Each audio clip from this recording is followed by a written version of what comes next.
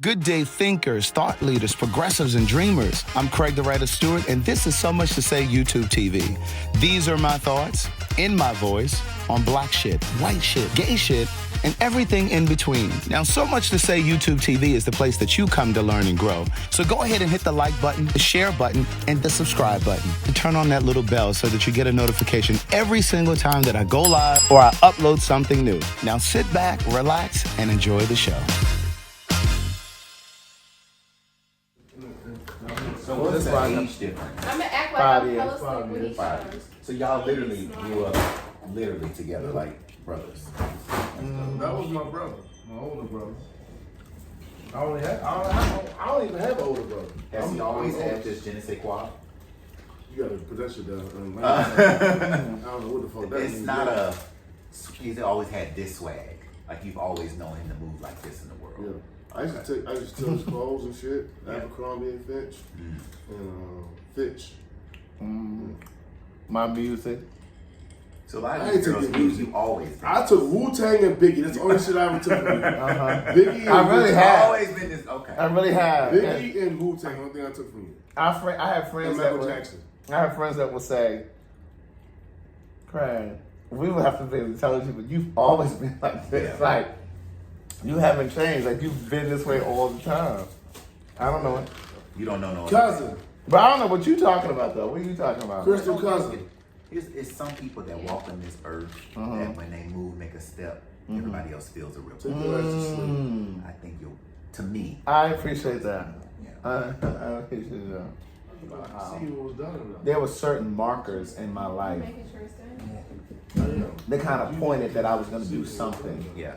You know what I mean? And I'm always careful when I say that because I don't want it to sound like, I think we're all here to do something. Right. But you have But I felt like my life was going to really mean something to other people. And so when I was a kid, I used to say to my mother, oh, I'm going to be rich, I'm going to be rich. But it wasn't about being rich. I know this now looking back. What I was trying to communicate as a kid was, I'm going to do something. Like there's something. you're gonna have the ripple effect. Right. And my mom used to say, stop saying that. Because again, I didn't know the language. I was just saying, oh, I'm going to be rich. But it was never that. It was just about having a life that was going to cause a shift. Like you said, a ripple. Orthodontist. Like people would say certain things to me and it would just kind of, and I'm like, can they see it? It was almost like I've always known there was something there, but I always wondered like, they can see it. So like my orthodontist, one day I was working at Shoney's, the place where the guy came up behind me. And this white lady came and said, oh my Lord. Like she just came over. She said, I know your mother must be pregnant. She just came over and just started talking out of the blue. Like that kind of shit would happen to me all the time. And so, but even like when I used to work at Murphy's in Virginia Highlands restaurant, I was the host. And these customers will come up to me all the time. Excuse me, sir, are you the manager? And like the manager would be like upset with me because they were like, well, why do they keep thinking you're the manager? And so I talk about that in the book too, and I talk about how I think that was the universe really trying to prepare me for something that I wasn't really ready to receive at that time. So what you got? Yeah. So it's this very day, 10 years ago. What do you say to yourself? Oh, is that why you moved over there? Yeah, exactly. You just hold me up. 10 years ago today, you get a chance to tell yourself a story. The advice that I would give to my 37-year-old self 10 years ago. Let's do 37 and 27. As long as I need to touch you. So 37, And where is it at now? by 37, I had released my first book. I moved to LA at 35 because I was like, that's going to be my birthday gift to myself. I was living with my friend Angela, didn't have a car. Bank account was like depleted. And I was really, really, really struggling. I was really suffering. Not just struggling financially, but I was suffering. You know, on a spiritual level, on an emotional level, all of that, professional. And I just come out of a relationship, and so I said I need a change. I needed like a major shift, and I was just praying and praying and praying like for something to happen. Ended up moving to LA. That's a whole story leading up to that, but I ended up moving to LA, and I believe that because I was obedient, and I answered the call, and I actually packed up and moved to LA, that There you go. Yeah. that that it all happened by design. Like I feel like the universe was just trying to put me on course to do everything that I've done, even coming all the way up to telling our stories. Yeah. I think the universe was really trying to line me up and situate me. Can I flip it and add a caveat to this? This is what the people that really find you really attractive want to know. What would you? How did you show up in relationship with other men at 37 and 27? How are you showing up now at 47? The difference between those, there's three different, there should be. That's a great question. Three different men you should be explaining. Yeah. So what, the 27-year-old. So the 27-year-old me, I cheated on this guy that I was really into. Cheating meaning sexually or cheating emotionally? It was emotionally more so. Okay. Me and this guy, we ended up messing around, but it was just a mess around kind of thing. It wasn't even worth even doing, really. But I believe that cheating is anything that you wouldn't do in front of your That's partner. why I asked. Was it emotional? Was it physical? Yeah. Yeah, and it's all things. Exactly. So I ended up breaking it off with him because I realized now, and I've realized this for some time, like I was single before my last relationship for like 9 years. Okay. So I did a lot of digging and soul searching, and I realized that I wasn't emotionally mature when I was 27. I didn't really know how to communicate and articulate, you hurt my feelings when you said that, or you hurt my feelings when you did that. Instead, I would pull back, I'd shut down, I wouldn't talk. I might pay somebody else a little more attention than I normally would have. And I realized like that's some weak shit. And I realized that strength really is being able to be vulnerable and say, you hurt my feelings. Like that really hurt me when you said that or when you did that. And I just thought that vulnerability made me look weak. Okay. And so I wouldn't let you see that you hurt my feelings or that you did something that I was uncomfortable with or whatever. I would just avoid it and I would just resist. So a partner, someone that dated you at 27 saw you as unavailable? At times. Okay. And when I say unavailable at times, I mean, I was available, but for example, like at that time, my partner, he was a dentist. And here I was, this struggling artist. And so he was making great money. He had clients and, patients, and he had his own practice. And here I was trying to figure out how to make this dream come to real life. You know what I'm saying? At the time, it was music, it was greeting cards, it was stage plays. There was no social media. And so I was just trying to figure out how can I, because my mother would say, oh, that's a hobby. That writing is a hobby. Right. And I say that because I think sometimes, especially as Black people, we don't really put a lot of stock or value in our kids' dreams. Yeah. Because we think, oh, they're young, they don't know, they'll change and be wanting to do something else. But I knew that I was supposed to do something, and I needed somebody to kind of foster that, to kind of nurture that. But my mother used to say, even when I moved here to Atlanta after college, oh, that's a hobby. You need to put that to the side and find something that's going to... She would say, you need a 401k. Yeah. You need a job with a 401k. That's a hobby. Yes. And so I think about what value... My hand's clean. Yeah, I know. Wait. Let me make sure I keep it. So the 27-year-old would have been perceived as unavailable and unattainable in some ways. The 37-year-old would have been, or did I get the 27-year-old in summary? Well, the 27-year-old, I was available. Emotionally is what I'm But it's just that I was so driven that a relationship was always secondary for me. Yeah. At that time, relationships were always secondary for me. I need to get my career together. Once I get that together, then I can focus on that. Yeah. But what I know to be true, and I write this in the Book of Jewels, the 4th book, love doesn't wait for us to organize our lives. Love shows up when it shows the fuck up. It ain't waiting for you to get your apartment or get $30,000 saved, or it ain't waiting for you to go and get that last degree.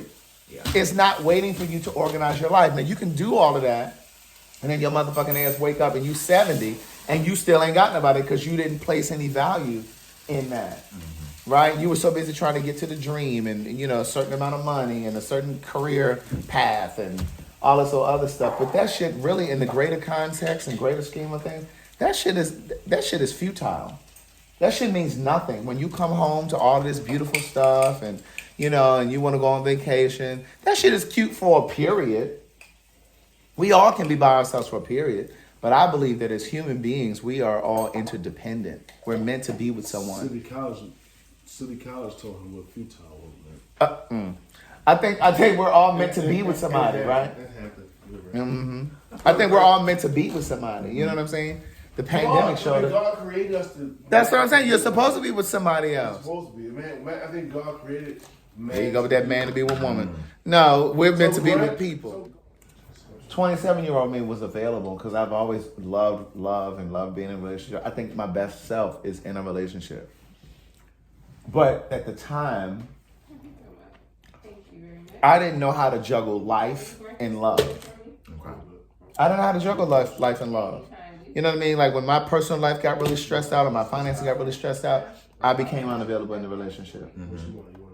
And I remember one time I was just going through something myself and I just didn't share it with him because I was kind of embarrassed or whatever. I don't even remember what it was right now. But it was financial. And I remember not telling him what was going on with me. And I just shut down. Like he was trying to call me and text me. I wasn't responding. And he showed up at my apartment in the middle of the night. Got up. No, it's not. I opened the door. He said, I couldn't get in touch with you. He said, my stomach's been turning upside down. I knew that nigga was in love in that moment, right? But, and I never wanted to do that again. You know what I'm saying? But then I still didn't understand how to really function in relationships and in love, right? Okay. And that was something that I had to learn. So then by 37,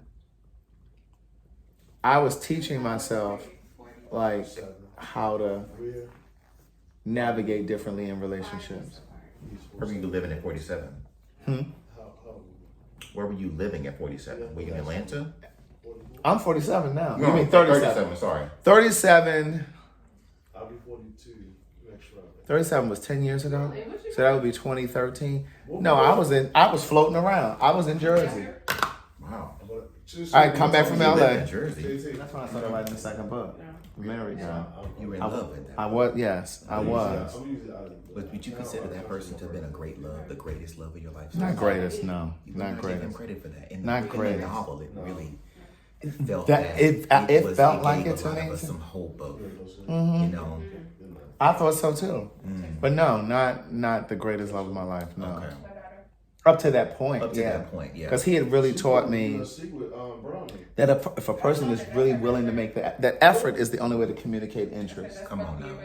And the level of effort that he put in to get in touch with me, to stay in touch with me, It's to what I resolve hope for things. to this day. Yes. Very hard to duplicate that. Yes. He went out of his way.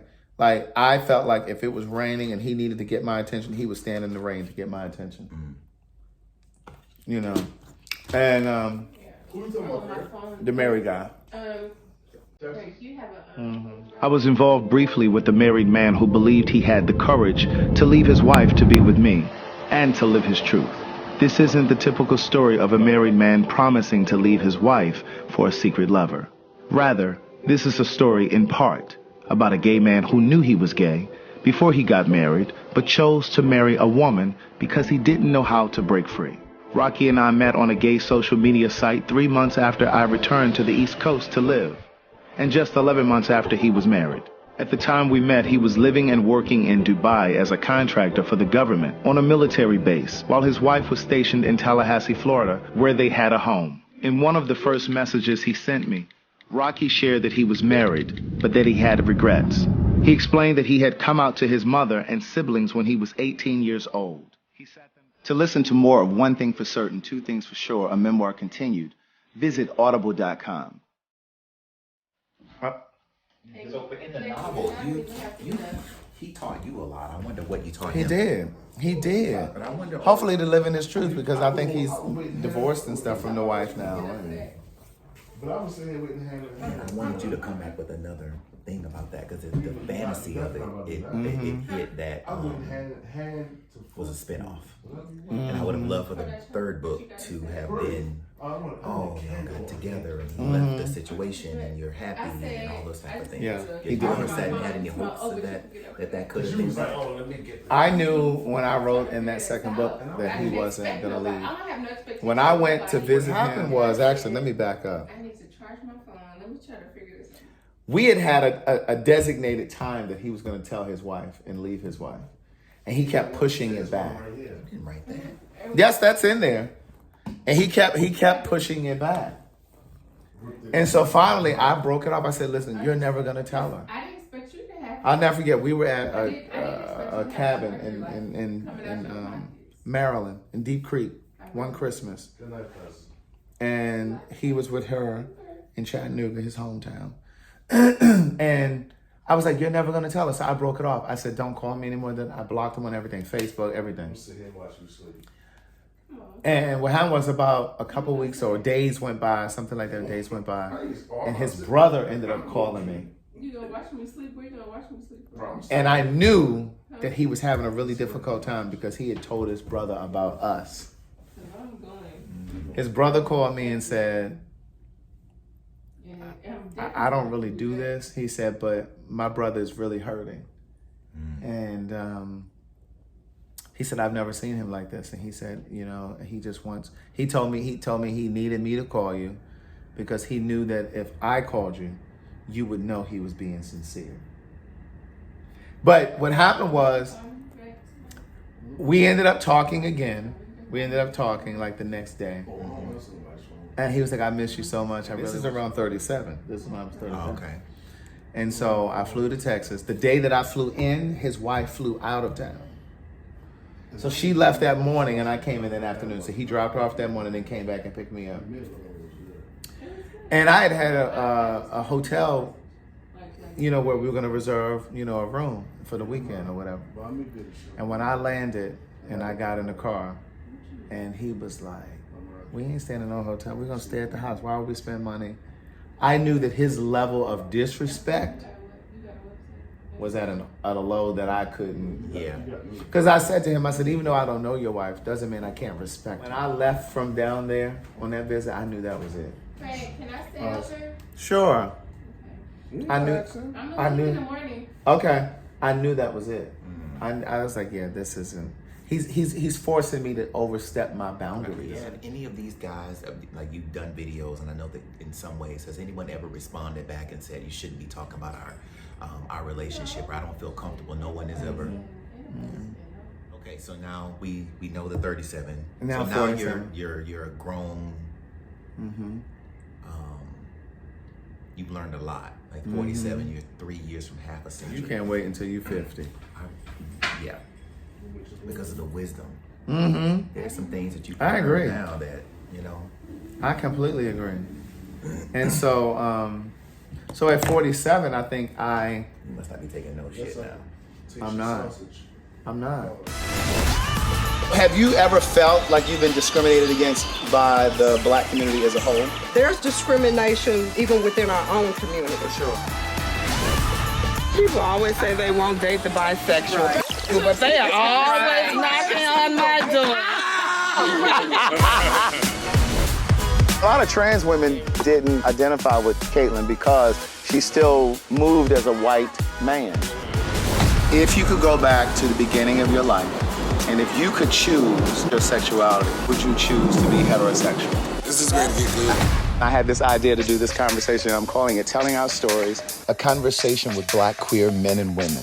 I wanted this conversation to be an opportunity for us to bridge the gap. We're not here to try to change anybody's mind. It's just a free-for-all conversation. There are no right or wrong answers. Do you think there's some movement where gay people are trying to turn out straight people? I think that is a thing. I'm not really interested in straight men because y'all don't clean y'all ass well. Oh my God. If we're gonna keep it all the way 100. I was 12. Was it consensual? No. She throws me into the bathroom.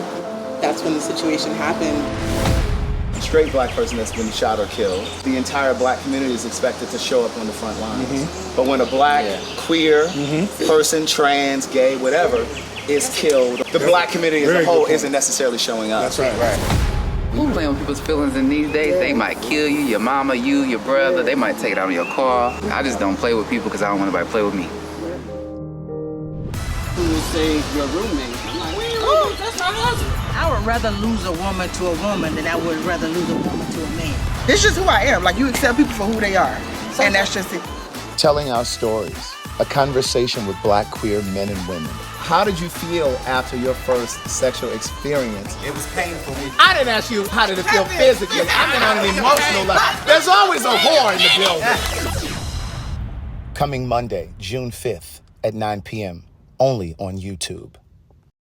Don't forget, subscribe to the channel so you never miss an episode. One of the best parts of life is when you can admit the truth to yourself about yourself. Cyberspace is a world where one can become something he isn't, but everything he dares to be. I wasn't interested in getting attached to anyone, and I knew I wouldn't take anyone I met online seriously. I had multiple screen names to increase my chances of meeting someone attractive. The majority of the profiles noted HIV negative under status, but I knew better from the work I had done in the HIV community. Before I knew it, I heard myself say, I've been having sex with people I meet online. To listen to more of Words Never Spoken in Memoir, visit audible.com.